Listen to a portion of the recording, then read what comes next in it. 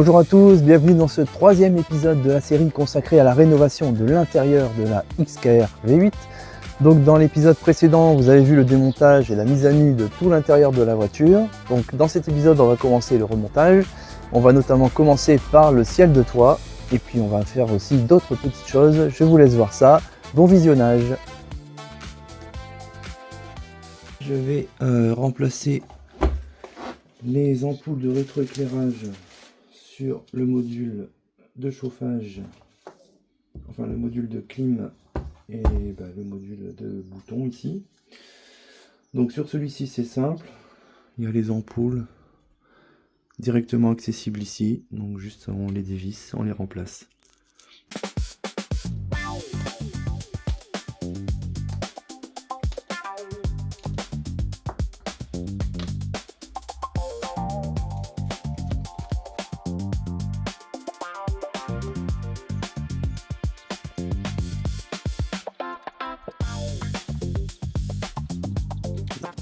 Donc voilà, je sais pas si vous voyez bien, mais on est bon, ça fait très beau. Voilà, donc je vais faire pareil sur l'autre. Voilà, donc pour le module de clim, c'est pareil, c'est juste que ici on a un petit couvercle à retirer. Donc, délicatement, voilà. Hop. Et là, on a accès aux ampoules. Allez, on va maintenant s'attaquer au siège. Donc, qu'est-ce qui se passe ici? Tout simplement, c'est l'appui-tête électrique donc, qui ne fonctionne plus. En fait, on entend le moteur tourner quand on l'actionne, mais le mécanisme en fait ne fonctionne plus. Donc, il y a une solution à ça. Il y avait même eu à l'époque une des instructions officielles de Jaguar pour réparer ce problème. Donc il faut en fait débousser le dossier ici et puis par la suite je vous montre.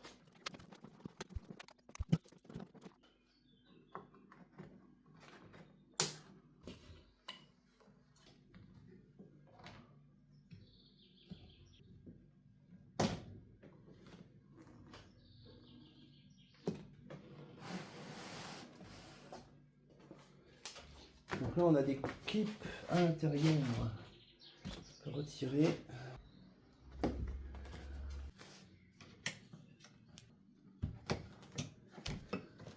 Voilà. Donc c'est des clips comme ça, hein. Clips en plastique qui sont fixés sur une armature métallique. Voilà.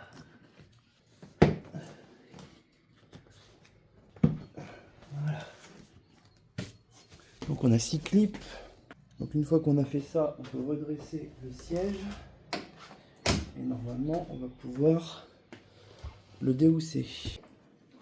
Donc, je crois que j'ai oublié de retirer ça.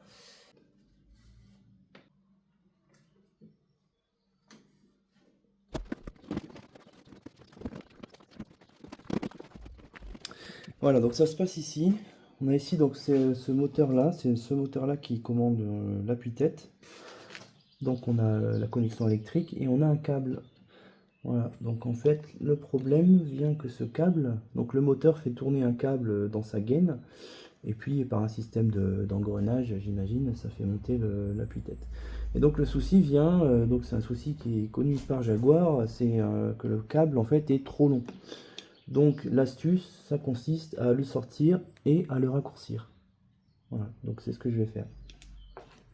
Alors je vais commencer par déconnecter la prise électrique. Donc on a deux torques ici qui tiennent le câble. Ce que je vais faire, c'est que je vais retirer celle-ci et juste dévisser celle du fond, ce qui me permettra de basculer le montage ici. Donc voilà. Alors maintenant, il faut sortir le câble. Voilà. Donc voilà le câble sorti. Donc on voit qu'il y a une section carrée. Donc c'est ce qui s'emboîte dans le moteur. Donc en fait le problème c'est que c'est pas le câble qui est trop long, en fait c'est la gaine qui est trop longue, qui fait qu'en fait on n'a pas assez de longueur ici.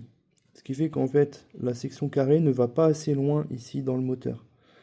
Voilà. Et donc, ben, le moteur ne prend pas, la prise ici, quoi.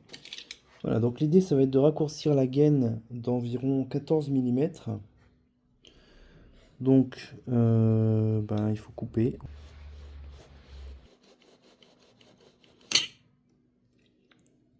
Voilà.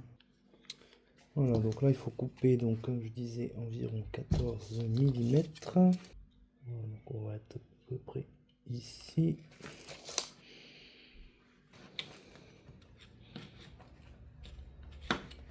Et donc là, petite astuce vue sur internet pour rattacher ça donc sur la gaine qui est sur le siège, on peut utiliser un connecteur pneumatique tout simplement du bon diamètre, hein. Donc là c'est un diamètre 8 et on peut connecter donc ce côté ici et puis l'autre côté sur le siège. Voilà, donc ce connecteur permet d'avoir une solidité à toute épreuve.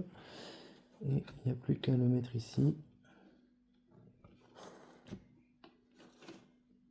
Et voilà. Voilà, donc on n'a plus qu'à tout rebrancher. Pour le reste, je vais le faire hors caméra, hein. C'est juste l'inverse du démontage, hein. Bon, avant de rhabiller le siège, j'ai quand même voulu le réinstaller dans la voiture pour tester. Et donc, on regarde. Yes!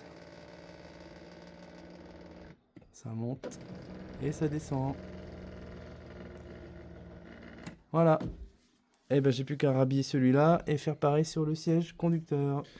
Bien, donc avant de remonter le siège et le reste, la première chose à faire, c'est de remonter le ciel de toit. Donc, avant de remonter, toutefois, ce que je vais faire, c'est que je vais plaquer de l'isolant ici. Parce que si vous...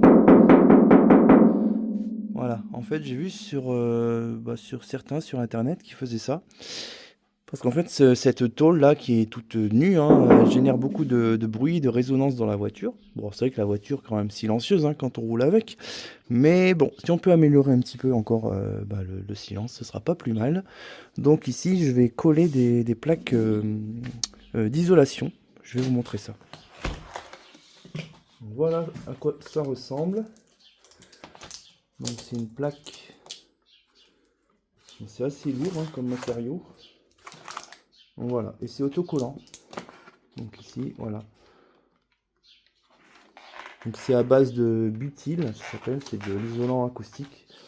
Donc ça vient se coller tout simplement sur la carrosserie. Donc je vais recouvrir le pavillon à l'intérieur avec ça, avant de reposer le ciel de toit. Et voilà, toute la surface est recouverte. Vous entendez la différence. On est beaucoup mieux isolé. Et ce que j'ai pas dit aussi, c'est que ça fait isolation phonique, mais ça fait aussi isolation thermique. D'accord, donc le soleil, quand il tape sur le toit, ça fait chauffer la voiture. Donc avec ça, ça va aussi protéger de la chaleur. Donc en termes de quantité, j'avais acheté 1 mètre carré et voilà ce qu'il me reste. Donc 1 mètre carré, largement suffisant. Allez, on passe au ciel de toit. Donc j'ai ici le nouveau, pas encore déballé. Là, c'est l'ancien qui part en lambeaux.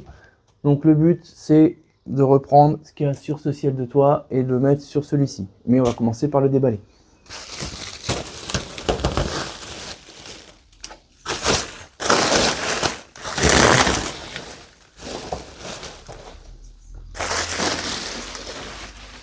Voilà, magnifique. Je vous laisse voir la différence. L'ancien et le nouveau. Parfait. Donc je rappelle, il a été fait par des professionnels. Il vient directement d'Angleterre. C'est un vendeur sur eBay qui s'appelle Headliner World qui vend les ciels de toit tout fait. Voilà, donc j'ai fait ça plutôt que de le refaire moi-même parce que au niveau du prix, on est entre, je sais plus, 230 € je crois, ou 240 avec toutes les taxes d'importation, etc. Donc je trouvais que c'était pas cher. Et puis bon, c'est une XKR, hein, je voulais pas me risquer à le faire moi-même. J'en ai déjà refait moi-même, mais il y a toujours des petites imperfections au final. Bon, là je voulais que ce soit parfait. Bref, vous avez compris. On va transférer Donc les petites choses qui sont là sur celui-ci et ensuite on passera au remontage. Bon voilà, donc là j'ai remis en place la garniture ici sur le nouveau ciel de toit et j'ai réinstallé ce petit capteur ici, sachant que ici vous voyez il y avait les trous hein, sur l'ancien bien sûr pour passer la prise et puis pour le fixer, et sur le nouveau il n'y avait pas ça, donc j'ai dû enfin j'ai passé 1 heure et demie pour refaire les trous et refaire ça correctement sans rien abîmer, sans rien salir. Donc voilà, c'est fait. On va enfin pouvoir passer au remontage dans la voiture.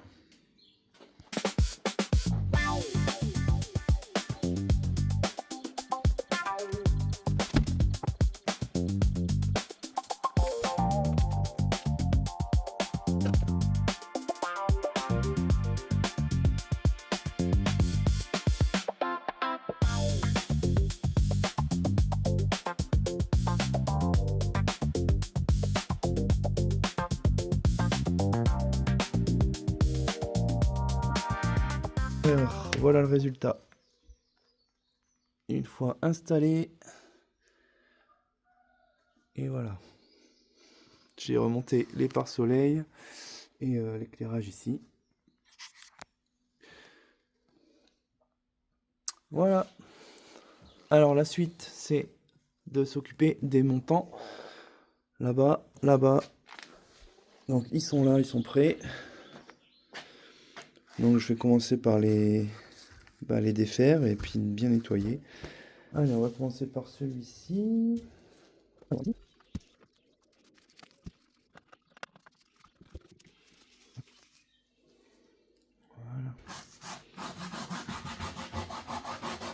Bon, voilà, donc là j'ai dégarni les deux montants.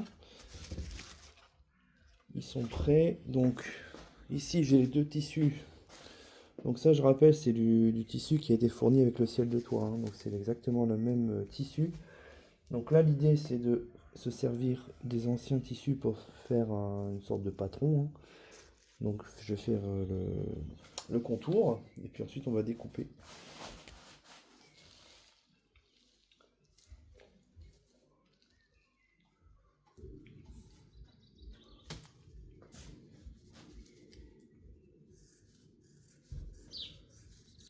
Voilà, donc j'ai fait mes deux découpes, côté conducteur, côté passager. Donc là l'idée, on va venir mettre de la colle en spray, donc c'est de la néoprène, hein, multi-usage, voilà. Qu'on va pulvériser ici sur le revers du tissu et sur le montant. Et puis ensuite, on va attendre un petit peu, le temps que la colle sèche un petit peu, et ensuite on va coller.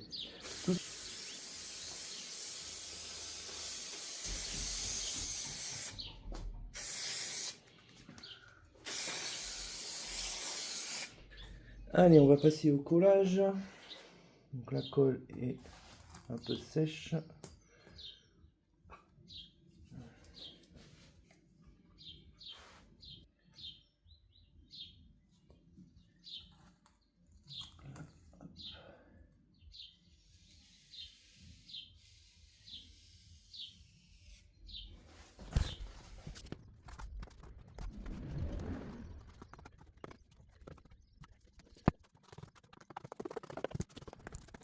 Ok, donc maintenant on va en coller l'envers.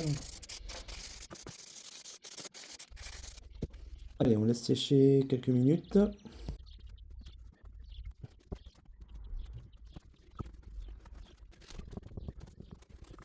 Et voilà, parfait.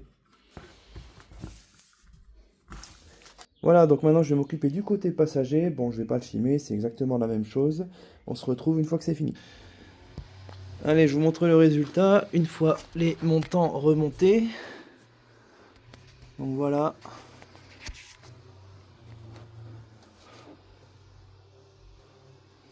Voilà. Allez, on va s'occuper des boiseries. Donc la rénovation. Donc elles sont globalement propres, mais il y a quand même pas mal de petites micro-rayures. Et là, notamment ici, il manque du vernis. Il y a un éclat. Donc bon, je vais tenter un truc. Je vais prendre du vernis automobile que j'ai ici. C'est un vernis que j'avais acheté une fois, hein, pour faire des retouches. Donc je vais essayer d'en mettre une goutte là, et puis pour combler un petit peu. Et puis on va attendre que ça sèche et puis on verra ce que ça donne. Bon, voilà. Donc là j'ai mis une bonne couche. Le but c'est de poncer après. Voilà, donc on va laisser sécher et puis ensuite on viendra poncer. Donc là j'ai mis, comme je vous avais montré, du vernis, donc qui a bien durci. Donc on voit que ça fait une petite surcouche, c'est fait exprès. Donc maintenant ce qu'on va faire, c'est qu'on va venir poncer. Donc j'ai préparé ici ma petite ponceuse avec un petit pad pour poncer vraiment doucement. Donc là je vais commencer au 400 et puis on va monter les grains au fur et à mesure, hein, jusqu'à avoir un beau fini. Et puis on se retrouve après. Bon voilà, j'ai terminé toutes mes passes, donc je suis plutôt content du résultat. Donc on voit bien que l'éclat on ne le voit plus. Ça a bien été recouvert de vernis, on a bien du brillant partout. Donc voilà. Alors pour celui-ci, je vous montre un petit peu. Donc voilà, on voit pas mal de petites rayures quand même.